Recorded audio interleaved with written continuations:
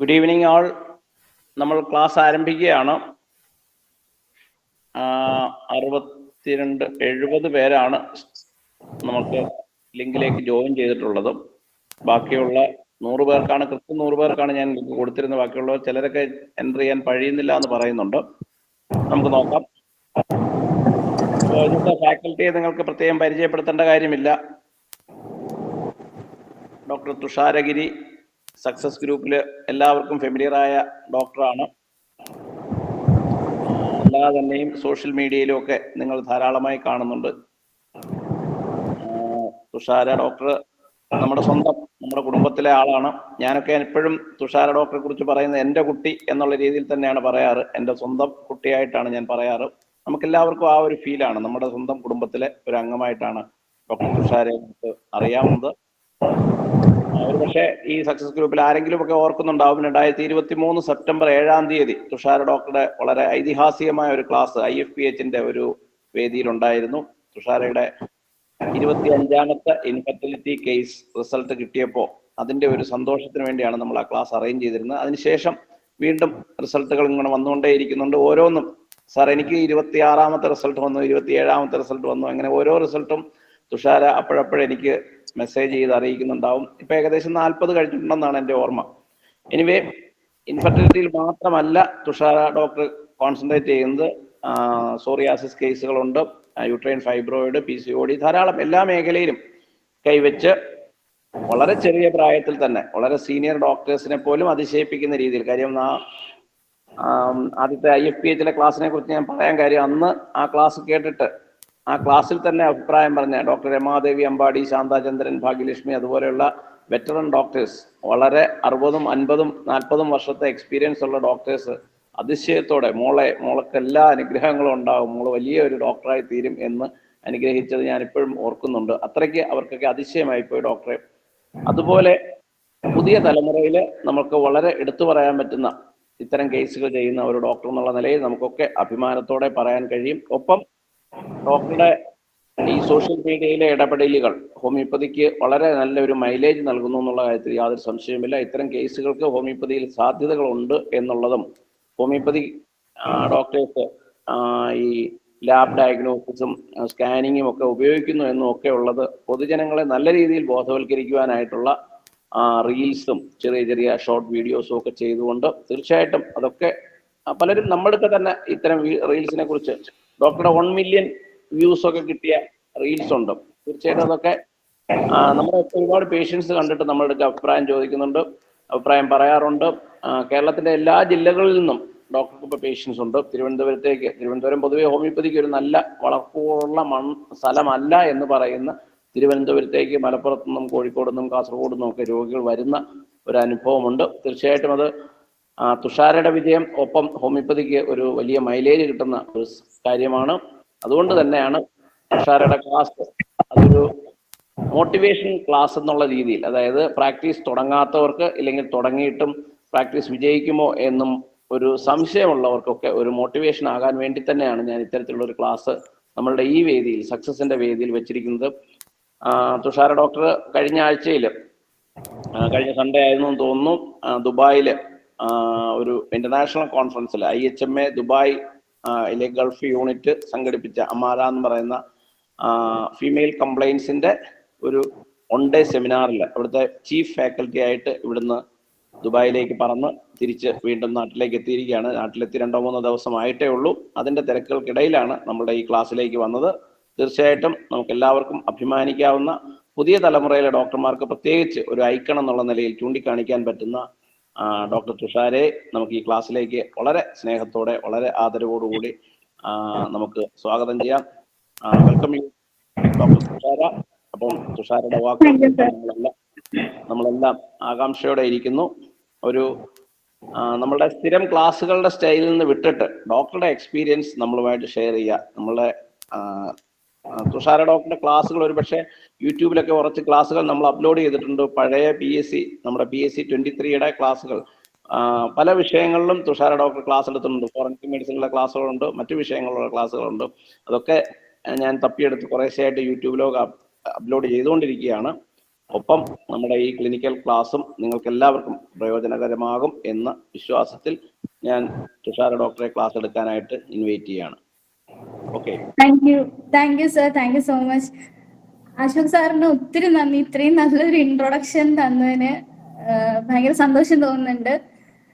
അപ്പോൾ സാറിനോട്, സാർ എൻ്റെ അടുത്ത് ഇങ്ങനെ ഒരു ക്ലാസ്സിന്റെ കാര്യം പറഞ്ഞപ്പോൾ തന്നെ ഞാൻ ചോദിച്ചു, സാർ പവർ പോയിന്റ് ഒക്കെ വേണോ, കാരണം സമയം ഒരു വിഷയമാണ്, 2 കുഞ്ഞു മക്കളും ഒക്കെ ഉണ്ട്. അപ്പം സാർ പറഞ്ഞു പവർ പോയിന്റ് ഒന്നും വേണ്ട, ചുമ്മാ ഇരുന്ന് സംസാരിച്ചാൽ മതി എന്നുള്ള ആ ഒരു സാറിന്റെ ആ ഒരു കോൺഫിഡൻസിന്റെ ബലത്തിലാണ് ഇപ്പൊ ഇവിടെ ഇരിക്കുന്നത്.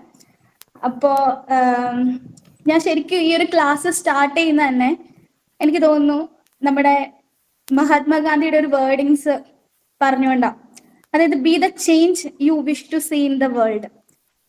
അത് നിങ്ങൾ ഈ ലോകത്തിൽ എന്ത് ചേഞ്ച് ആണോ കാണണം എന്ന് ആഗ്രഹിക്കുന്നത്, ആ ചേഞ്ച് ആകാൻ, ആ ചേഞ്ച് കൊണ്ടുവരാനായിട്ട് ശ്രമിക്കുക.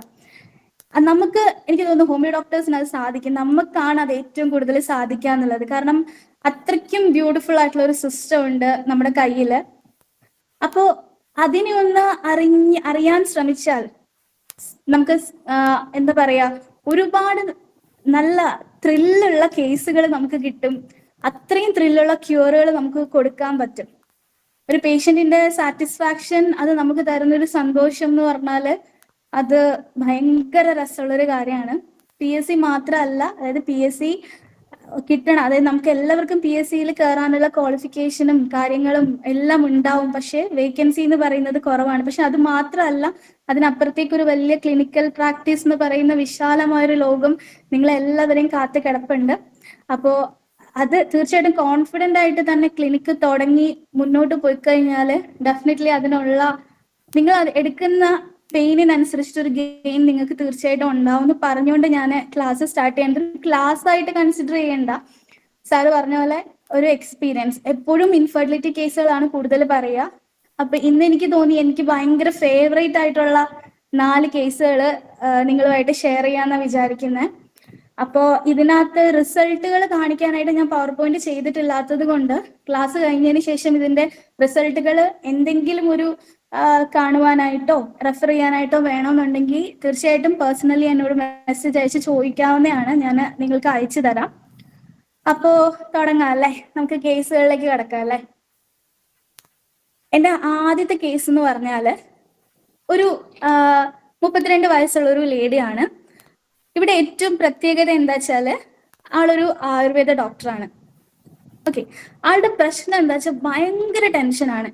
ടെൻഷൻ എന്ന് പറഞ്ഞാൽ ഒരു ആൻസൈറ്റി ന്യൂറോസിന്റെ ഒക്കെ ഒരു ലെവല് പോലെ. എന്തിനെ കുറിച്ച് ആൻസൈറ്റി എന്ന് പറഞ്ഞാൽ അസുഖമാണ്.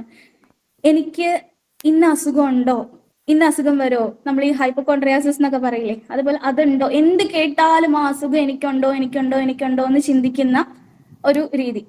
അപ്പം അതിൻ്റെ ഒരു ലെവല് കഴിഞ്ഞ് ഈ ഒരു ചിന്ത വീട്ടുകാരെ കൂടെ ബുദ്ധിമുട്ടിക്കുന്ന ഒരു അവസ്ഥയിലേക്ക് പോയപ്പോ ആൾക്ക് തന്നെ തോന്നി ട്രീറ്റ്മെന്റ് എടുക്കേണ്ടി വരും എന്നുള്ളത്. അങ്ങനെയാണ് എന്നെ കോണ്ടാക്ട് ചെയ്യുന്നത്. അപ്പോൾ കോണ്ടാക്ട് ചെയ്ത സമയത്ത് പറഞ്ഞത് ആളിനി എടുക്കാത്ത അൾട്രാസൗണ്ടുകളും സീറ്റുകളും പോലും ഇല്ല. അത്രയ്ക്ക് ഇപ്പൊ തൊണ്ടയ്ക്കൊരു രാവിലെ എഴുന്നേൽക്കുമ്പോൾ തൊണ്ടയ്ക്ക് ചെറിയൊരു ബുദ്ധിമുട്ട് തോന്നുവാണെങ്കിൽ അപ്പൊ തന്നെ പോയിട്ട് ഒരു അൾട്രാസൗണ്ട് സ്കാൻ എടുക്കുക. അല്ല അതിലൊന്നും ഇല്ലെന്ന് കണ്ടു കഴിഞ്ഞാൽ ഇല്ല ശരിയാവില്ല, ഒരു സീറ്റ് വേണം എന്ന് തോന്നുക. സകല ബ്ലഡ് ടെസ്റ്റുകളും ആഴ്ചയ്ക്ക് ചെയ്യുക. ഇതൊരു സ്വന്തമായിട്ട് തന്നെ എഴുതി കൊടുത്ത് സ്വന്തമായിട്ട് തന്നെ ചെയ്യുക. ഇനി അതിലൊട്ടും സാറ്റിസ്ഫൈഡ് അല്ല എന്നുണ്ടെങ്കിൽ ഹോസ്പിറ്റലിൽ പോവുക, ഡോക്ടറെ കാണുക. അങ്ങനെ കൺസൾട്ടേഷൻ ഫീസുകൾ കൊടുത്ത് തന്നെ പുള്ളിക്കാരി ഒരു പരുവമായി. അതിനിടയ്ക്കുള്ള വേറൊരു ഡിപ്രഷൻ എന്ന് വെച്ചാൽ ഒരു ഡോക്ടറാണ്, ഇത്രയധികം പഠിച്ചു, പക്ഷെ അതിനനുസരിച്ചിട്ടുള്ള ഒരു വരുമാനവും കാര്യങ്ങളോ ഒന്നും ഉണ്ടാവുന്നില്ല, ജോലി ഉണ്ടാവുന്നില്ല. അതിൻ്റെ ഒരു ബുദ്ധിമുട്ട് ഭയങ്കരമായിട്ട്. ഒരു മോനുണ്ട്. ഹസ്ബൻഡ് ഒരു കുഴപ്പമില്ല, ഹസ്ബൻഡ് ഭയങ്കര സപ്പോർട്ടീവാണ്. ഹസ്ബൻഡ് മാക്സിമം ഇതൊന്നുമില്ല, കുഴപ്പമില്ല, നീ പെർഫെക്റ്റ്ലി ഓക്കെ ആണെന്ന് പറയാൻ ശ്രമിക്കുന്നുണ്ട്. പക്ഷെ എന്നിരുന്നാൽ പോലും ആൾക്ക് ആളുടെ മൈൻഡിനെ കൺട്രോൾ ചെയ്യാൻ ആയിട്ട് സാധിക്കണില്ല. ഇതാണ് അസുഖത്തിന്റെ ഒരു ഹിസ്റ്ററി എന്ന് പറയുന്നത്. അപ്പോൾ മൈൻഡ് തന്നെ ആയതുകൊണ്ട് കുറച്ച് ഡീപ്പായിട്ട് മൈൻഡിലേക്ക് ഇറങ്ങാം, എവിടെ തൊട്ടാണ് ഈ ഒരു പ്രശ്നങ്ങൾ തുടങ്ങിയത് എന്നെല്ലാം ഒന്ന് ചോദിച്ച് മനസ്സിലാക്കാമെന്ന് വിചാരിച്ചൊരു ഡീറ്റെയിൽഡ് കേസ് ടേക്കിങ്ങിലേക്ക് പോയി. ഡീറ്റെയിൽഡ് കേസ് ടേക്കിംഗ് എന്ന് പറഞ്ഞാൽ മൈൻഡ് തന്നെയാണ് ഫോക്കസ് ചെയ്തത്, എവിടെയാണ് ഈ ഒരു പ്രശ്നം സംഭവിച്ചത് എന്നറിയാനായിട്ട്. അപ്പൊ ആളുടെ കുട്ടിക്കാലം ഒക്കെ ഭയങ്കര പെർഫെക്റ്റ് ആയിരുന്നു, വേറെ പ്രശ്നങ്ങളൊന്നുമില്ല. ആ സമയത്താണ് അമ്മയുടെ സഹോദരി, ആള് കല്യാണം ഒന്നും കഴിച്ചിട്ടില്ല, ആൾക്ക് മെന്റലി കുറച്ച് ചെറിയ ചെറിയ ഇഷ്യൂസ് ഒക്കെ ഉണ്ടായിരുന്നു. അപ്പൊ അമ്മയുടെ സഹോദരി ഇവരുടെ വീട്ടിൽ തന്നെയാ നിൽക്കണേ. ആ നിൽക്കുന്ന സമയത്ത് ആൾക്ക് ക്യാൻസർ വരികയാണ്. അപ്പൊ ക്യാൻസർ വന്ന സമയത്ത് അത് ഐഡന്റിഫൈ ചെയ്യുന്നത് വളരെ താമസിച്ചിട്ടാണ്. അപ്പൊ ഒന്നും ചെയ്യാനില്ല, ജസ്റ്റ് പാലിയേഷൻ മാത്രമായിട്ട് വീട്ടിൽ ആളുണ്ടായിരുന്നു. അപ്പൊ ആ ഒരു ലാസ്റ്റ് സ്റ്റേജില് അമ്മ അനുഭവിച്ച സങ്കടങ്ങളെല്ലാം ഈ കുട്ടി കണ്ടു. അത്യാവശ്യം നല്ല ഏജ് ഡിഫറൻസ് ഉണ്ടായിരുന്നു കുട്ടീൻ്റെ അമ്മയും അമ്മയുടെ ചേച്ചിയും തമ്മിൽ നല്ല ഏജ് ഡിഫറൻസ് ഉണ്ടായിരുന്നു. അപ്പം അടുപ്പവും ഉണ്ടായിരുന്നു, ഒരുപാട് കഥകളൊക്കെ പറഞ്ഞു കൊടുക്കുകയും അങ്ങനെയൊക്കെ ചെയ്ത് അമ്മയെ പോലെ തന്നെ ഒരു അറ്റാച്ച്മെന്റ് ഉള്ളൊരു ലേഡിയും കൂടിയായിരുന്നു. അപ്പൊ ഈ ക്യാൻസറിന്റെ ഒരു ഫൈനൽ സ്റ്റേജ് ഒക്കെ ആള് സഹിക്കുന്നത് ആ ഒരു കാഴ്ച കണ്ടിരുന്നു. അതിനുശേഷം കുറച്ചും കൂടി ഇങ്ങോട്ട് വളർന്ന് കഴിയുമ്പോഴത്തേക്കിനും സംഭവിക്കുന്ന ആളൊരു പെർഫെക്ഷനിസ്റ്റ് ആണ്. അതായത് എല്ലാം ചെയ്യുമ്പോൾ എല്ലാം ഭയങ്കരമായിട്ട് നല്ല രീതിയിൽ ചെയ്യണമെന്ന് ആഗ്രഹിക്കുന്ന ആളാണ് നമ്മുടെ ഈ ആയുർവേദ ഡോക്ടർ. പിന്നെ അത് മാത്രമല്ല, ആരെങ്കിലും ഒന്ന് വഴക്ക് പറഞ്ഞാൽ, അതായത് അത്രയും പാമ്പർ ചെയ്ത് വളർത്തിയത് കൊണ്ട് തന്നെ ചെറിയ ചെറിയ വഴക്കുകൾ പോലും സഹിക്കാനായിട്ട് ഒരു ബുദ്ധിമുട്ടാണ്. അത് ഭയങ്കരമായിട്ട് സങ്കടം ഉണ്ടാക്കും.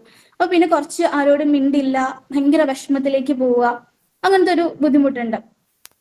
അതുപോലെയാണ് കോളേജിൽ പഠിക്കുന്ന സമയം, ഡിഗ്രിക്ക് കയറിയ സമയത്ത് കൂടെ ഉണ്ടായിരുന്ന ഒരാളുമായിട്ട് അഫെയറിലേക്ക് ആവണു. പക്ഷെ ആ അഫെയറിലായ സമയത്ത് ഇവര് നല്ല ഹാപ്പി ആയിരുന്നു. പക്ഷെ അത് കുറച്ചും കൂടി ഒരു കോളേജൊക്കെ കഴിഞ്ഞ് ഇറങ്ങുന്ന ഒരു ടൈമിലേക്ക് വന്നപ്പം അവർക്ക് തന്നെ തോന്നി ഇത് മുന്നോട്ട് പോയി കഴിഞ്ഞാൽ ശരിയാവില്ല എന്ന് തോന്നിയിട്ട് അത് അവിടെ വെച്ച് ബ്രേക്കപ്പ് ആവുകയാണ്. അപ്പൊ ഞാൻ ഓർത്തു ഇനി ഡിസപ്പോയിന്റഡ് ലവിന്റെ എന്തെങ്കിലുമൊക്കെ ഗ്രീഫ് ഉണ്ടാവുമല്ലോ. പക്ഷെ ചോദിച്ചു വന്നപ്പോ ആ കുട്ടി അത് നിസ്സാരമായിട്ടാണ് പറയുന്നത്. ഇല്ല, അത് എനിക്ക് വലിയ സങ്കടം ഒന്നുമില്ല, അവൻ പൊക്കോട്ടെ. പക്ഷേ അതിൽ ഇപ്പൊ ഒരു സങ്കടമുള്ള എന്താ വെച്ചാൽ, കുറെ വർഷങ്ങൾക്ക് ശേഷം ഇയാള് ഈ കുട്ടീനെ കോണ്ടാക്ട് ചെയ്യാണ്. കോണ്ടാക്ട് ചെയ്ത് ഇവർ തമ്മിൽ സംസാരിച്ചപ്പോഴാണ് ഈ കുട്ടി അറിയുന്നത് ഇദ്ദേഹത്തിന് ക്യാൻസർ വന്നു. ക്യാൻസർ വന്നത് ഗംസിനാണ്, ഗംസിന് ക്യാൻസർ വന്നു. അപ്പം അവിടെ ഞാൻ ചിന്തിച്ചു, ഇത് ഗംസിന് ക്യാൻസർ വന്നു എന്ന് അറിഞ്ഞിട്ട് ഇനിയിപ്പോ പഴയൊരു ഇഷ്ടമല്ലേ, അതിന്റെ ഒരു വിഷമം, അയ്യോ ക്യാൻസർ വന്നല്ലോ എന്നുള്ളൊരു സങ്കടമാണോ എന്ന് ചിന്തിച്ചു. പക്ഷെ അവിടെ എന്നെ അത്ഭുതപ്പെടുത്തിയത് ഈ കുട്ടി പറഞ്ഞ എന്താ വെച്ചാല്, അവന് ക്യാൻസർ വന്നതിലല്ല, അവന്റെ കൂടെ അവന്റെ അടുത്തിരുന്ന് ഞാൻ സംസാരിച്ചിട്ടുണ്ടായിരുന്നു, ഞങ്ങൾ കൈപിടിച്ച് നടന്നിട്ടുണ്ടായിരുന്നു, എനിക്കിത് പകരുമോ എന്നാണ് എന്റെ ചിന്ത. ഞാൻ ശരിക്കും ഷോക്ക്ഡ് ആയിപ്പോ. ഒരു ഡോക്ടറാണ് പറയുന്നത് ക്യാൻസർ പണ്ട് കൈപിടിച്ചിരുന്നത് കൊണ്ട് അവന് വന്നല്ലോ, അതുകൊണ്ട് അത് എനിക്ക് കിട്ടുമോ എന്നുള്ളത്. അപ്പൊ എനിക്ക് മനസ്സിലായി ഇത് എത്രത്തോളം ഇന്റൻസിറ്റി കൂടിയതാണ്, എത്രത്തോളം ഈ കുട്ടി മെന്റലി സഫർ ചെയ്യുന്നുണ്ട് ഈ ഒരു ഹെൽത്ത് ആൻസൈറ്റിയുടെ പേരിൽ എന്നുള്ളത് നല്ല രീതിയിൽ എനിക്ക് അവിടുന്ന് കിട്ടി. പിന്നീട് അങ്ങോട്ടേക്ക് പോകുമ്പോ അങ്ങനെ കാത്തിരുന്നിട്ട് ഹസ്ബൻഡിന്റെ അമ്മയ്ക്കും ഇപ്പോ ക്യാൻസർ ഡയഗ്നോസ് ചെയ്യാണ്. അപ്പൊ ഈ കുട്ടി ജീവിക്കുന്നതേ ഒരു ക്യാൻസർ ഇതിന്റെ ഉള്ളിലാണ്. പക്ഷെ ചിന്തിക്കുന്നതും എനിക്കൊരു ചെറിയ ഇത് വന്നാൽ ക്യാൻസറിലേക്ക് പോവും അങ്ങനത്തെ ഒരു ചിന്തയിലേക്ക് എല്ലാ തോട്ടും ചെന്ന് അവസാനിക്കുന്നുള്ളൂ. അതുപോലെ തന്നെ ഹസ്ബൻഡ് വീട്ടിലേക്ക് വരാൻ താമസിച്ചു കഴിഞ്ഞാൽ നെഗറ്റീവ് തിങ്കിങ്, പുള്ളിക്ക് എന്തെങ്കിലും ആക്സിഡന്റ് ആവുന്നു, പുള്ളിക്ക് ഭയങ്കര ഇഷ്യൂ ആവുന്നു, കുഞ്ഞിന് ചെറിയൊരു പനി വന്നു കഴിഞ്ഞാൽ അത് ന്യൂമോണിയയിലേക്ക് പോവും, കുഞ്ഞിനെ ICUയിൽ അഡ്മിറ്റ് ആക്കേണ്ടി വരും, കുഞ്ഞ് മരിച്ചു പോകും. അങ്ങനെയൊക്കെ ഉള്ള അത്രയും ഒരു നെഗറ്റീവ് തിങ്കിങ്ങിലൂടെയാണ് ഈ കുട്ടി കടന്നു പോകുന്നത്. അപ്പോ ഇത്രയാണ് എൻ്റെ മുന്നിൽ കിട്ടിയ ഒരു കേസ് എന്ന് പറഞ്ഞാല്. അപ്പൊ സ്വാഭാവികമായിട്ടും നിങ്ങൾക്കിപ്പം ഞാൻ ഉദ്ദേശിക്കുന്ന ആ റെമഡി കുറച്ചു പേർക്കെങ്കിലും കിട്ടിയിട്ടുണ്ടെന്ന് തോന്നുന്നു. ഒന്ന് ടൈപ്പ് ചെയ്യാമോ? ഒന്ന് റെസ്പോണ്ട് ചെയ്തിട്ടുണ്ടെങ്കിൽ കുറച്ച് രസമായിരുന്നേനെ.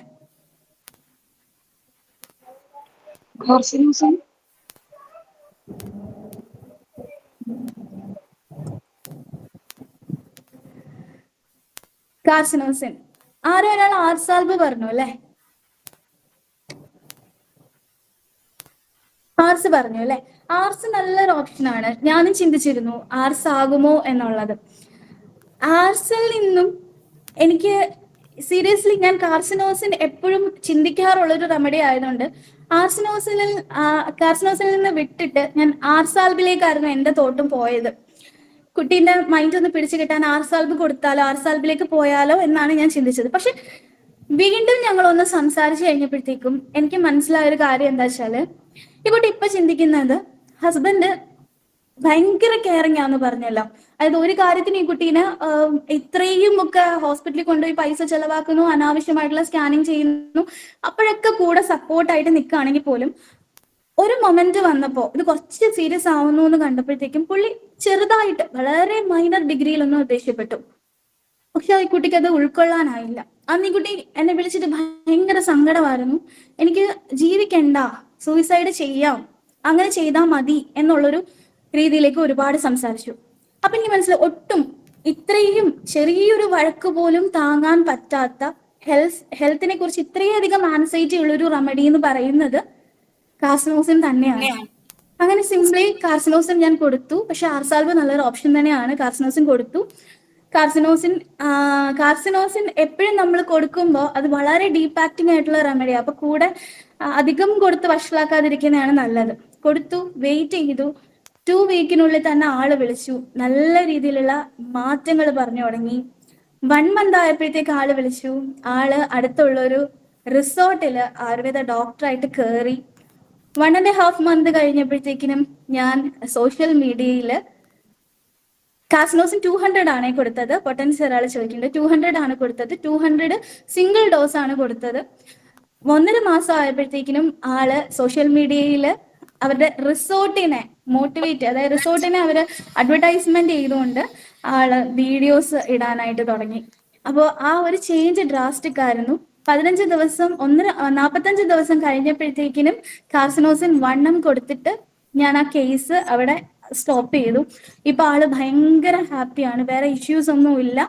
എന്നിരുന്നാൽ പോലും ഇപ്പം സാറ് നേരത്തെ പറഞ്ഞ പോലെ സോഷ്യൽ മീഡിയയിൽ ഓരോ വീഡിയോസ് കാണുമ്പോൾ ഈ ഇടയ്ക്ക് ഒന്ന് തൈറോയിഡ് കുറച്ച് നാളായി മെഡിസിൻസ് ഒന്നും എടുക്കുന്നില്ല, അങ്ങനെ പൊക്കോണ്ടിരുന്നതാ. 245 ഡേയ്സ് കഴിഞ്ഞപ്പോൾ 1 ml നമ്മളത് നിർത്തിയതാണ്. പിന്നെ നമ്മൾ ആ ഭാഗത്തേക്ക് അങ്ങനെ തിരിഞ്ഞു നോക്കേണ്ടി വന്നിട്ടില്ല. അപ്പോഴാണ് കുറച്ചും കൂടി കഴിഞ്ഞപ്പോൾ ഇങ്ങനെ എനിക്കൊരു സ്കാൻ റിപ്പോർട്ട് ഒരു ദിവസം വന്നു കഴിഞ്ഞിട്ട് എന്നോട് ചോദിച്ചു, ഇതിനകത്ത് ഒരു ചെറിയ നൊഡ്യൂള് കാണുന്നുണ്ടടാ, ഇങ്ങനെ തൊട്ടപ്പം എന്തോ ഇവിടെ ഇരിക്കുന്ന പോലെ തോന്നി, ടിറായ്ഡ് 1 ആണ് കാണിക്കുന്ന, കുഴപ്പമുണ്ടോ? അപ്പൊ ഞാൻ പറഞ്ഞു ഇല്ല, അത് കുഴപ്പമൊന്നുമില്ല. പക്ഷെ ഞാൻ അധികം അങ്ങോട്ട് ആശ്വസിപ്പിക്കേണ്ടി വന്നില്ല. ആള് തന്നെ ഇങ്ങോട്ടേക്ക് പറഞ്ഞു, കുഴപ്പമൊന്നും ഉണ്ടാവില്ലായിരിക്കും അല്ലേ, ഞാനത് വിട്ടു എന്ന് പറഞ്ഞ് പിന്നെ മെസ്സേജസ് ഒന്നും കണ്ടില്ല. അപ്പോൾ നമ്മളിപ്പോ സേഫ് സോണിലാണ്. അതായത് ആൾ ഇനിയും വന്നു കഴിഞ്ഞാലും നമുക്ക് വേറെ വിഷയമൊന്നുമില്ല, തലപുകയാനോ ചിന്തിക്കാനോ ഒന്നുമില്ല. നമുക്ക് സിംപ്ലി കാർസിനോസിൻ കൊടുത്തിട്ട് കൈയും കെട്ടിയിരുന്ന് ആ ഒരു റിസൾട്ട് കണ്ടാൽ മാത്രം മതി, അല്ലെ? അപ്പോ ഈ കാർസിനോസിൻ എന്ന് പറയുന്ന ഡ്രഗ് അല്ല മെഡിസിനെ കുറിച്ച് പറയുമ്പോൾ എനിക്ക് ചില കാര്യങ്ങളൊന്നും പറയാതെ മുന്നോട്ട് പോകാൻ പറ്റില്ല. അതായത് നിങ്ങൾ കാർസിനോസിൻ എന്താണ് ചിന്തിക്കുന്നതെന്നൊന്നും മനസ്സിലാക്കേണ്ടതായിട്ടുണ്ട്. അതായത് ഈ ക്ലാസ് കഴിയുമ്പോൾ കാർസിനോസിനെ കുറിച്ചൊരു ഐഡിയ വരണം. അതായത് കാർസിനോസിൻ വരുന്നത് സൈക്കോ സിഫിലിറ്റിക് മയാസത്തിലാണ് വരിക. ഇപ്പൊ സൈക്കോസിസ് എന്ന് പറഞ്ഞാൽ നമുക്കറിയാം അല്ലെ, എല്ലാം ഭയങ്കര പ്രോലിഫറേഷൻസ് ആണ്. അത് മൈൻഡ് ലെവല് നിങ്ങൾ ചിന്തിക്കുക. നിങ്ങൾ ബോഡിയിലുള്ള പ്രോലിഫറേഷൻ അല്ലാതെ മൈൻഡ് ലെവല് നിങ്ങൾ ചിന്തിക്കുക. സിഫിലിറ്റിക് എന്ന് പറഞ്ഞു കഴിഞ്ഞാല് ഡിസ്ട്രക്ഷൻ ആണ്. അപ്പോ കാർസിനോസിന്റെ പ്രോലിഫറേഷൻ എങ്ങനെയാണ് കാണിക്കുന്നതെന്ന് ചോദിച്ചാല്, എനിക്കിപ്പോ ഒരു കഴിവുണ്ട്, പക്ഷെ ആ കഴിവ് കൊണ്ട് എനിക്ക് എത്താൻ പറ്റുന്ന ഒരു ഹൈറ്റ് ഉണ്ടാവും. ആ ഹൈറ്റിനെക്കാട്ടിലും ഉയരത്തിൽ ഞാൻ ലക്ഷ്യം വെക്കും. എന്നിട്ട് ഞാൻ വലിഞ്ഞു മുറുകും, എങ്ങനെയും എനിക്ക് ആ ഹൈറ്റിൽ എത്തണം എന്നുള്ളതിന് വേണ്ടി. കാരണം ഞാൻ ഒരു പെർഫെക്ഷനിസ്റ്റ് ആണ്. ഞാൻ മാക്സിമം വലിഞ്ഞു മുറുകി ആ ഹൈറ്റിൽ എത്താൻ വേണ്ടിയിട്ടുള്ള ഒരു ഞെരിപിരി കൊള്ളക്കമാണ് ശരിക്കും പറഞ്ഞു കഴിഞ്ഞാൽ കാർസിനോസിൻ. അതാണ് കാർസിനോസിന്റെ സൈക്കോട്ടിക് മൈൻഡ് വരാം. അത്രയ്ക്കും പ്രോലിഫറേറ്റ് ചെയ്ത് എങ്ങനെയെങ്കിലും എനിക്കത് അവിടെ അച്ചീവ് ചെയ്യണം എന്നുള്ളൊരു ചിന്ത വരും. ഇനി സിഫിലിറ്റിക് മയാസം മൈൻഡിലേക്ക് വരുന്നത്, സിഫിലിറ്റിക് നമുക്കറിയാലേ ഡിസ്ട്രക്ഷൻ ആണ്. ഏത് രീതിയിൽ ആ ഡിസ്ട്രക്ഷൻ വരാം? അതായത് ഞാൻ ആ ലക്ഷ്യം വെച്ച സാധനം എനിക്ക് കിട്ടിയില്ലെങ്കിൽ അവിടെ ഡിസ്ട്രക്ഷൻ ആണ്. ഒന്നുകില് ബാക്കിയുള്ളവരെ നശിപ്പിക്കുക, ഇല്ലെങ്കിൽ അവിടെ എന്താ നടക്കേണ്ടത്? സ്വയം നശിക്കുക. ഇപ്പൊ ഈ കുട്ടി പറഞ്ഞ പോലെ, അതായത് എനിക്കത് പറ്റിയില്ല, അല്ലെ എന്നെ അത് വഴക്കു പറയുകയാണെങ്കിൽ എനിക്ക് പിന്നെ അവിടെ വേണ്ട, അത് ഡിസ്ട്രക്ട് ചെയ്യുക, അത് അവിടെ നശിപ്പിക്കുക എന്നുള്ളൊരു തോട്ടാണ്. വിശ്വാസം എന്ന് പറയുന്ന ഒരു തമിഴ് മൂവി ഉണ്ട്, കണ്ണാന കണ്ണേ എന്ന് പറയുന്ന പാട്ടൊക്കെ ഉള്ള അജിത്തിന്റെ, കണ്ടിട്ടുള്ളതല്ലേ എല്ലാരും? ഒന്ന് റെസ്പോണ്ട് ചെയ്യാമോ? അജിത്തിന്റെ വിശ്വാസം ഇല്ലേ? കണ്ടിട്ടുണ്ട് അല്ലെ? അപ്പൊ ആ ആ മൂവിയില് നമ്മുടെ വില്ലന്റെ മകളുണ്ടല്ലോ, നിങ്ങൾക്ക് ഒരു എക്സാമ്പിൾ പറഞ്ഞു തരാണ്. വില്ലന്റെ മകളുണ്ട്. ആ കുട്ടി സ്പോർട്സിൽ ഭയങ്കര സംഭവമായ, റേസിൽ ഭയങ്കര ഇതായി ആ അച്ഛൻ മോട്ടിവേറ്റ് ചെയ്യുന്ന ഒരു സീനുണ്ട്. അതായത് നീ റേസിൽ ജയിച്ചേ പറ്റുള്ളൂ, അല്ലാതെ നിനക്ക് തോറ്റു കഴിഞ്ഞാൽ പിന്നെ ഇല്ല, നീ ഇല്ല. അതാണ് നീ മനസ്സിലാക്കണം. ജയം ഉള്ളതല്ലാതെ അതിനപ്പുറത്തേക്കൊന്നും നിനക്ക് ചിന്തിക്കാൻ പറ്റില്ല. ആ കുട്ടി ഈ പറയും പോലെ ആ ഡ്രഗ് യൂസേജിന്റെ ഇത് കണ്ടുപിടിച്ച് കഴിയുമ്പോൾ കെട്ടിടത്തിന്റെ മുകളിൽ നിന്ന് എടുത്ത് ചാടുകയാണ്. അതായത് അവിടെ ആ കുട്ടിയുടെ മൈൻഡിൽ അങ്ങനെയാണ്. അതായത് എനിക്കത് പറ്റിയില്ല, അല്ലെങ്കിൽ എനിക്ക് അത് അവിടെ ഒരു നഷ്ടമാണെങ്കിൽ ഞാൻ പിന്നെ ഉണ്ടാവാൻ പാടില്ല. സെൽഫ് ഡിസ്ട്രക്ഷൻ, അതാണ് അതിന്റെ ഒരു സിഫിലിറ്റിക് രീതി പോവുക. നിങ്ങൾക്കൊന്ന് കണക്ട് ആവാൻ വേണ്ടിയിട്ട് ഞാനൊരു എക്സാമ്പിൾ പറഞ്ഞതാണ്. പിന്നെ ഈ കാർസിനോസിന് ചില സ്പെഷ്യൽ ക്രേവിങ്സ് ഒക്കെ ഉണ്ടാവും. ക്രേവിങ്സ് എന്താണ്? ഓഫ് കോഴ്സ് ചോക്ലേറ്റ് ഭയങ്കര ക്രേവിംഗ് ആണ്. പക്ഷെ ചോക്ലേറ്റ് മാത്രമല്ല, ഫാറ്റും മിൽക്കും ഷുഗറും ഒക്കെ ക്രേവിംഗ് ഉള്ള ഒരു ആളാണ് കാർസിനോസ് എന്ന് പറഞ്ഞാൽ. പിന്നെ ഇവരുടെ ആൻസൈറ്റി പറഞ്ഞല്ലോ, ഇവരുടെ എല്ലാ കുറേ മെഡിസിൻസിന് ആൻസൈറ്റി ഉണ്ട് അല്ലെ.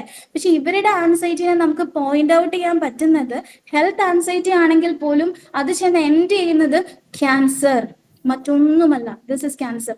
അങ്ങനെ ആ ഒരു ചിന്തയിലേക്ക് അവർ പോവുള്ളൂ. ചെറിയ കാര്യങ്ങളൊന്നും ചിന്തിക്കത്തില്ല, ഹൈ ലെവലിലേ അവർ ചിന്തിക്കുള്ളൂ. പിന്നെ വേറൊരു കാര്യം, പെർഫെക്ഷന്റെ കാര്യം പറഞ്ഞല്ലോ. പെർഫെക്ഷൻ ഇൻ ദ സെൻസ്, അവർക്ക് ഇപ്പൊ നിങ്ങളൊന്ന് സങ്കല്പിക്കുക, നമ്മളിപ്പോ ഒരു കല്യാണ വീട് വിസിറ്റ് ചെയ്യാൻ, അല്ലെങ്കിൽ ഒരു കല്യാണത്തിന്റെ ഒരു ഓഡിറ്റോറിയത്തിലേക്ക് പോവുകയാണെങ്കിൽ ആ ഓഡിറ്റോറിയം ഇപ്പൊ സാധാരണ ഒരാളെ കാണുമ്പോൾ ഭയങ്കര ബ്യൂട്ടിഫുൾ ആയിട്ടുണ്ട്, അത്രയ്ക്കും നന്നായിട്ട് അറേഞ്ച് ചെയ്ത് വെച്ചിട്ടുണ്ടെങ്കിൽ പോലും കാർസിനോസിൻ ചിലപ്പോൾ അതിനകത്ത് കാണാം, ഓ ഈ കസേരയൊക്കെ യെല്ലോ ഷെയ്ഡാണ്, പക്ഷേ ആ ഫ്ലവർ വേസിൽ വെച്ചിരിക്കുന്ന പൂവിന്റെ ഒരു പൂവ് യെല്ലോ ആയിട്ട് മാച്ച് ആയില്ല. അതായത് അത്ര ചെറിയ സാധനങ്ങൾ പോലും അവർക്ക് ആ ഒരു ഇംപെർഫെക്ഷൻ വന്നു കഴിഞ്ഞാൽ കാർസിനോസിന് അത് സഹിക്കാനേ പറ്റില്ല, ഉൾക്കൊള്ളാനേ പറ്റില്ല. അതുപോലെ തന്നെ ഫോർ എക്സാമ്പിൾ, ഇപ്പൊ ഹസ്ബൻഡ് മരിച്ചിട്ടുള്ള ലേഡീസ് ആണെങ്കിൽ, അവർ മക്കളെ വളർത്തിക്കൊണ്ട് വരുന്ന ആൾക്കാരാണെങ്കിൽ കുഞ്ഞുങ്ങളുടെ കാര്യത്തിൽ ഓവർ കെയർ കാണിക്കും. അതായത് ഞാൻ ഒറ്റയ്ക്കാണ് കുഞ്ഞിനെ വളർത്തിക്കൊണ്ട് വരുന്നത്, ഒരു തെറ്റ് പോലും എന്റെ ഭാഗത്തു നിന്ന് ഉണ്ടാവാൻ പാടില്ല. ഹസ്ബൻഡ് വിദേശത്തുള്ള ചില അമ്മമാരൊക്കെ വരുമ്പോൾ നമ്മളോട് പറഞ്ഞു കേൾക്കും, അതായത് എനിക്ക് ടെൻഷനാ, ആൺകുട്ടിയാ, ഞാൻ അവനെ പുറത്തു പോലും വിടത്തില്ല, കാരണം വഴിതെറ്റി പോവുക, അമ്മയല്ലേ വളർത്തുന്നേ. അത്രയ്ക്കും ഒരു സ്ട്രിക്റ്റ് പേരന്റിംഗിൽ, സ്ട്രിക്റ്റ് കൺട്രോളിൽ വളർത്തിക്കൊണ്ട് വരിക, ഇതൊക്കെ ഒരു കാർസിനോസിൻ ടെൻഡൻസിയിലേക്ക് പോകുന്നതാണ്. അപ്പം കാർസിനോസിനെ കുറിച്ച് ഈ ഒരു കേസും നിങ്ങളുടെ മൈൻഡിൽ ഉണ്ടാവുമെന്ന് ഞാൻ വിചാരിക്കുന്നു. അപ്പൊ നമുക്കിനി അടുത്തൊരു കേസിലോട്ട് പോവാം അല്ലെ. സ്പീഡ് കൂടുന്നുണ്ടോ? മനസ്സിലാകുന്നുണ്ടോ? ഓക്കെ, ശരി. ഇനി അടുത്ത കേസ് എന്ന് വെച്ച് കഴിഞ്ഞാൽ, ഇതൊരു ഓൺലൈൻ കൺസൾട്ടേഷൻ വഴി വന്നൊരു കേസാണ് കേട്ടോ. ഓൺലൈൻ കൺസൾട്ടേഷൻ വഴി വന്നതാണ്. ആളുടെ പ്രശ്നം എന്ന് വെച്ചാൽ പ്രൊഫ്യൂസ് ബ്ലീഡിംഗ് ആണ്. മാസം 1 കഴിഞ്ഞു, ബ്ലീഡിങ് നിൽക്കണേ ഇല്ല. അപ്പൊ തന്നെ ആലോചിച്ചോളൂ, HB ഒക്കെ അത്രയ്ക്കും ഡൗൺ ആയി, ഏജിലേക്കൊക്കെ പോയി. ആള് പുറത്താണ്, ദുബായിലുള്ള ഒരാളാണ്, ലേഡിയാണ്. അപ്പോ അവിടുന്ന് അൾട്രാസൗണ്ട് സ്കാൻ എടുത്തു. ആ സ്കാൻ എടുത്ത സമയത്ത് അത് അൾട്രാസൗണ്ടിൽ കാണുന്ന എന്താ വെച്ചാൽ ഒരു പോളിപ്പ് ഉണ്ട്, എൻഡോമെട്രിയൽ പോളിപ്പ് ഉണ്ട്. പോളിപ്പിന്റെ സൈസ് വന്നിട്ട് 7.9 × 4.5 mm ആണ് കേട്ടോ. ഇത്രയും ഇതിലുള്ള ഒരു പോളിപ്പ് കാണുന്നുണ്ട്. അപ്പൊ ഇത്രയും ബ്ലഡ് പോയപ്പോ തന്നെ ആള് കംപ്ലീറ്റ്ലി അനീമിക് ആണ്, ഭയങ്കരമായിട്ടുള്ള ക്ഷീണമുണ്ട്. ഇതാണ് കംപ്ലൈന്റ്, പ്രസന്റിങ് കംപ്ലൈന്റ് എന്ന് പറഞ്ഞാൽ. അപ്പം ആള് ഫോണിൽ സംസാരിക്കുന്ന സമയത്ത് തന്നെ നമുക്ക് ആ ഒരു കിതപ്പ്, അനീമിക്കിന്റെ അത്രയ്ക്കും അവശത നമുക്ക് ഫീൽ ചെയ്യും. ഇവര് പുറത്തായതുകൊണ്ട് തന്നെ അവർക്ക് പെട്ടെന്ന് ഒരു ഡോക്ടറിനെ പോയി കാണുക എന്നുള്ളതൊക്കെ പറഞ്ഞു കഴിഞ്ഞാൽ കുറച്ച് ബുദ്ധിമുട്ടുണ്ടാക്കുന്ന കാര്യമാണ്. എങ്കിലും അവരൊരു ഗൈന കൺസൾട്ടേഷൻ എടുത്തു. അവർ പറഞ്ഞത് ഇമ്മീഡിയറ്റ് സർജറിയാണ്, നിങ്ങളിത് സർജറി ചെയ്യുക. പിന്നെ അത്യാവശ്യം ബ്ലീഡിങ് കുറയ്ക്കാനുള്ള മരുന്നൊക്കെ കൊടുത്ത് അവർ ബ്ലീഡിങ് കുറച്ച് വിട്ടു. പക്ഷെ ഇമ്മീഡിയറ്റ് ആയിട്ട് സർജറി ചെയ്യണം എന്നുള്ളതാണ് അവരുടെ സജഷൻ എന്ന് പറയുന്നത്. അങ്ങനെ ഈ കേസ് വരുന്ന സമയത്ത് നമ്മൾ കേസ് എടുത്ത് വരുമ്പോൾ ഇവരുടെ കഥയിലേക്ക് പോകാല്ലേ. നിങ്ങൾ ചുമ്മാ ജസ്റ്റ് ഒരു കഥ കേൾക്കുമ്പോൾ പോലെ സിമ്പിൾ ആയിട്ട് കേട്ടിരുന്നാൽ മതി കേട്ടോ. ഇവരുടെ കഥ എന്താ വെച്ചാല്, വലിയ മലപ്പുറം ആ ഭാഗത്തുള്ള വലിയൊരു മുസ്ലിം ഫാമിലിയിൽ ജനിച്ചൊരു കുട്ടിയാണ്. ആള് അവിടെയൊക്കെ നല്ല മൊഞ്ചത്തീസ് ആണ് അല്ലെ, ഫുൾ ഉള്ളത്. അപ്പോൾ ഈ ഫാമിലിയിൽ ബാക്കി എല്ലാവരും കാണാൻ ഭയങ്കര സുന്ദരികളാണ്. ഈ കുട്ടി കുറച്ച് വണ്ണമുള്ള, കുറച്ച് നിറം കുറഞ്ഞ കാറ്റഗറിയിൽ വന്നു. അപ്പൊ അന്ന് തൊട്ട് സിബിലിങ്സ് തൊട്ട് ഭയങ്കര കളിയാക്കലാണ്. അങ്ങനെ കളിയാക്കി എന്താ സംഭവിക്കുന്നതെന്ന് വെച്ചാൽ നമുക്കൊരു സെൽഫ് റെസ്പെക്ട് എന്ന് പറയുന്ന ഒരു സാധനം ഉണ്ടല്ലോ, അല്ല എന്നെ കൊള്ളാം എന്നുള്ളൊരു സംഭവം, അത് പോയി, അത് നഷ്ടപ്പെട്ടു പോയി. അപ്പൊ പബ്ലിക്കിൽ വരാൻ ഭയങ്കര മടിയാണ്. ഈ പറയും പോലെ ഒരു ഗ്രൂപ്പ് ഓഫ് ആൾക്കാർ കൂടുന്നതിനിടയ്ക്ക് ഒരു കല്യാണമോ അങ്ങനെ പോലും അറ്റൻഡ് ചെയ്യാനുള്ള ഒരു കോൺഫിഡൻസ് ഈ കുട്ടിക്കില്ല, പോവില്ല. എപ്പോഴും വീടിന്റെ അകത്ത് ഇരുന്നിരുന്ന് സ്വാഭാവികമായിട്ടും ആ കുട്ടി എന്തിലേക്ക് പോകും, ഒരു ഉൾവലിഞ്ഞ് പ്രകൃതക്കാരിയായി മാറി. ഇതാ അപ്പം സ്വാഭാവികമായിട്ട് ഈ ഒരു ഇത് കഴിയുമ്പോൾ നമ്മൾ വിചാരിക്കും അല്ലേ, അതായത് കുട്ടിക്കാലം ഇങ്ങനെയായി, എനിക്ക് എന്നെ എക്സ്പ്ലോർ ചെയ്യാനോ അല്ലെ എന്നെ കൊള്ളാം എന്ന് പറയുന്ന ആരും എനിക്ക് ചുറ്റും ഉണ്ടായില്ല. ശരി, നാളെ ഞാൻ കല്യാണം കഴിച്ച് ചെല്ലുമ്പോൾ എനിക്ക് കിട്ടുന്നത് നല്ലൊരാളായിരിക്കും, അവിടെ എനിക്ക് നല്ലൊരു ഹാപ്പി ലൈഫായിരിക്കും കിട്ടുക എന്നുള്ളത്. അങ്ങനെ പ്രതീക്ഷിച്ചിട്ട് ആള് കല്യാണം കഴിച്ചു. കല്യാണം കഴിക്കുമ്പോൾ എന്താ സംഭവിക്കണേന്ന് വെച്ച് കഴിഞ്ഞാല്, ഹസ്ബൻഡ് ഭയങ്കര നല്ല മനുഷ്യനാട്ടോ, വേറെ കുഴപ്പമൊന്നുമില്ല. പക്ഷെ ഹസ്ബൻഡ് ഉമ്മയുടെ സ്വന്തം മോനാണ്. അതായത് ഉമ്മ എന്ന് പറഞ്ഞു കഴിഞ്ഞാൽ ഹസ്ബൻഡിന് ഭയങ്കര അറ്റാച്ച്മെന്റ് ആണ്. ഈ ഉമ്മയും ഉമ്മയുടെ സിസ്റ്ററും, അതായത് ഈ ലേഡിയുടെ നാത്തൂനുമായിട്ട് സ്വന്തം സഹോദരിമാര് വീട്ടിൽ എങ്ങനായിരുന്നു അതേ അവസ്ഥയിൽ തന്നെ ഈ കുട്ടീനെ എപ്പോഴും ബോഡി ഷെയ്മിങ് ചെയ്യാനും, അതുപോലെ തന്നെ ഇപ്പൊ ഒരു കറി ഉണ്ടാക്കിയാൽ തന്നെ കുറ്റപ്പെടുത്തി, ഇത് എന്തിന് കൊള്ളാം, എന്തിന് വായി വെക്കാൻ പോലും കൊള്ളൂല, എന്റെ മോന്റെ വിധിയാണ്, എത്ര നല്ല ആലോചന വന്നതാണ്, അങ്ങനെ അങ്ങനെ തുടങ്ങുന്ന ഒരുപാട് കാര്യങ്ങൾ കേൾക്കേണ്ടുന്ന ഒരവസ്ഥ, സിറ്റുവേഷൻ ഉണ്ടാവണം. അപ്പോ അതൊക്കെ, അതായത് ഇൻസൾട്ടുകളിൽ നിന്നുമുള്ളൊരു മുക്തിയില്ല. കല്യാണം കഴിഞ്ഞതിന് ശേഷവും അത് തന്നെയാണ് അവസ്ഥ. ഗ്രീഫാണ്, എല്ലാം ഇങ്ങനെ അടിഞ്ഞടിഞ്ഞടിഞ്ഞ് കൂടുന്നുണ്ട്. അങ്ങനെ ഇരിക്കുമ്പോഴാണ് ഈ പോളിപ്പിന്റെ ഇത്. സിമ്പിളി അല്ലേ, നമുക്ക് കൂടുതലൊന്നും അന്വേഷിച്ച് പോവണ്ട. ഈ ഒരു പോളിപ്പ് ഇപ്പം ഈ രൂപപ്പെട്ടത് ഹോർമോൺ ഇംബാലൻസ് ക്രിയേറ്റ് ചെയ്തിട്ടാണ്. ഈ ഹോർമോൺ ഇംബാലൻസിന് പിന്നിൽ ഈ കുട്ടി ഇത്രയും നാളും മെന്റലി സഫർ ചെയ്തതാണ് എന്ന് നമുക്ക് ഈ കുട്ടിയുടെ സംസാരത്തിൽ നിന്ന് കേൾക്കുമ്പോൾ തന്നെ ക്ലിയർ ആവും. പിന്നീട് നമ്മൾ അവിടെ ഡിസയേഴ്സും അവേർഷനും അതൊക്കെ ചോദിച്ചു, ബീഫ് ഇൻടോളറൻസ് ഉണ്ട്, നല്ല ചൊറിച്ചിൽ വരും, കാര്യങ്ങളൊക്കെ ഉണ്ട്. പക്ഷെ അതൊക്കെ അവിടെ നിൽക്കട്ടെ, എന്നാലും ഈ കഥയുടെ സത്ത് ഇവിടെയാണ്. അതായത് ഈ കുട്ടിക്ക് അനുഭവിച്ച മാനസികമായിട്ട് വന്ന ബുദ്ധിമുട്ടാണ്.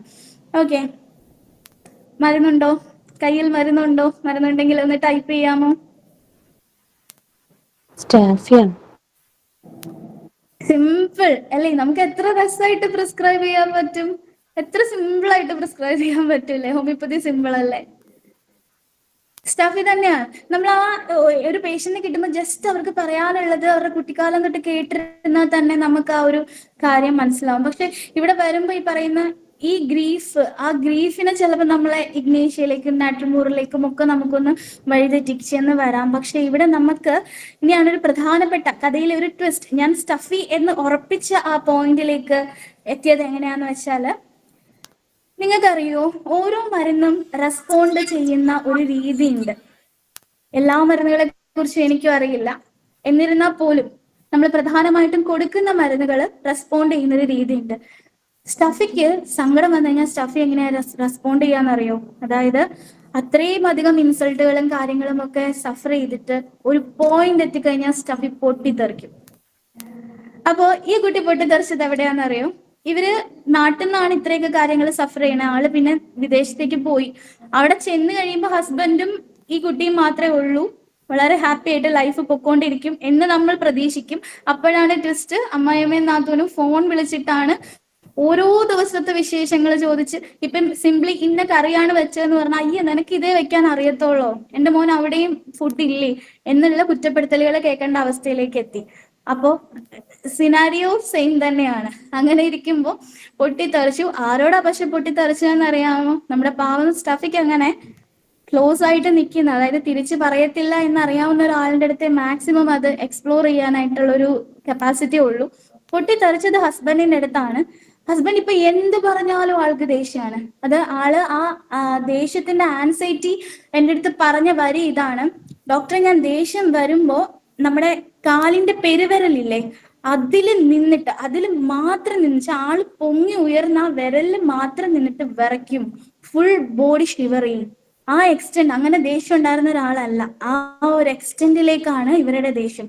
അപ്പൊ ഇത്രയും ഇൻസൾട്ടും ഇത്രയും സെൽഫ് റെസ്പെക്ട് കിട്ടാത്തതിലുള്ള വിഷമം ഇത്രയും ഇതായിട്ട് പൊട്ടിത്തെറിച്ചപ്പോ എനിക്ക് അവിടെ വേറെ ഒന്നും വേണ്ടി വന്നില്ല. സ്റ്റഫി കൊടുത്തു. മൈൻഡ് സിംറ്റം ആയിരുന്നു പ്രൊമിനന്റ് ആയിട്ട് നിന്നിരുന്നത്. അതുകൊണ്ട് തന്നെ സ്റ്റഫി 1M സെലക്ട് ചെയ്തു. എനിക്ക് വേറെ ഒരു ഓപ്ഷനും ഇല്ല. ഞാൻ ഗൾഫിലേക്ക് മരുന്ന് അയച്ചു കൊടുക്കുകയാണ് ചെയ്യേണ്ടത്.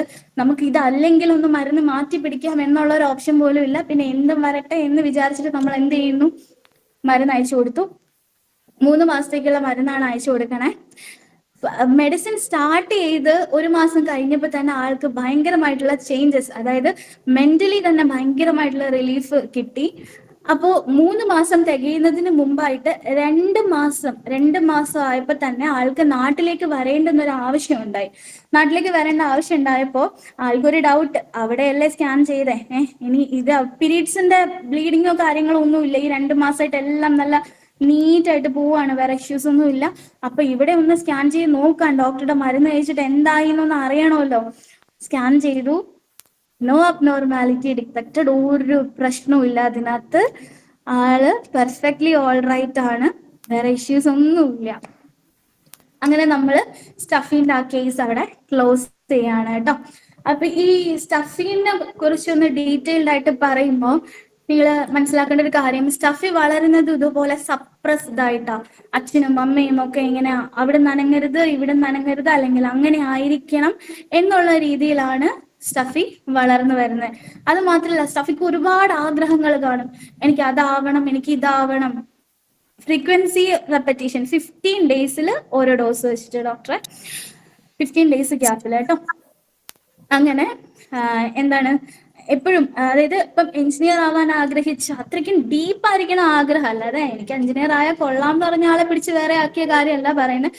മൈൻഡിൽ അത്രയും ഡീപ്പായിട്ട് ചെറുപ്പം തൊട്ടേ ആഗ്രഹങ്ങൾ ഉണ്ടായിട്ടും അതിൽ നിന്നെല്ലാം എടുത്ത് പിടിച്ച് വേറെ എന്തിലെങ്കിലും ചേർക്കുക, അതിനൊന്ന് എതിർത്ത് പറയാൻ പോലുമുള്ള കപ്പാസിറ്റി ഇല്ലാതെ, സെയിം പൊട്ടൻസി തന്നെയാണ്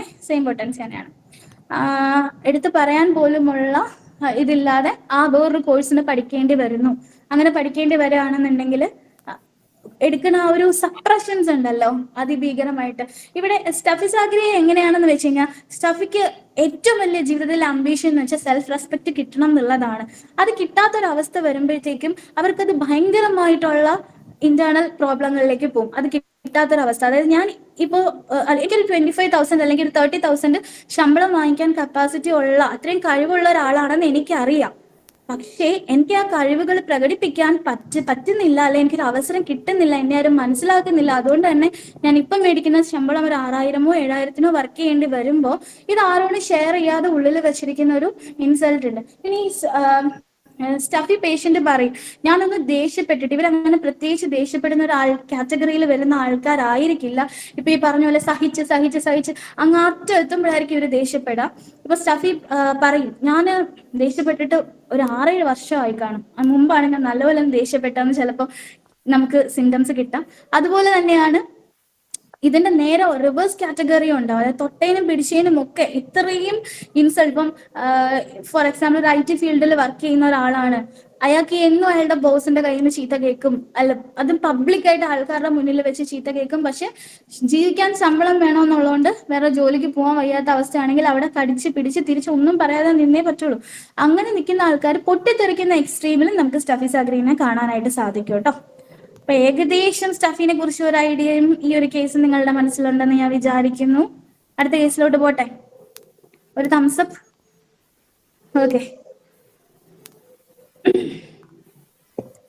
ഓക്കെ, അപ്പൊ നമുക്ക്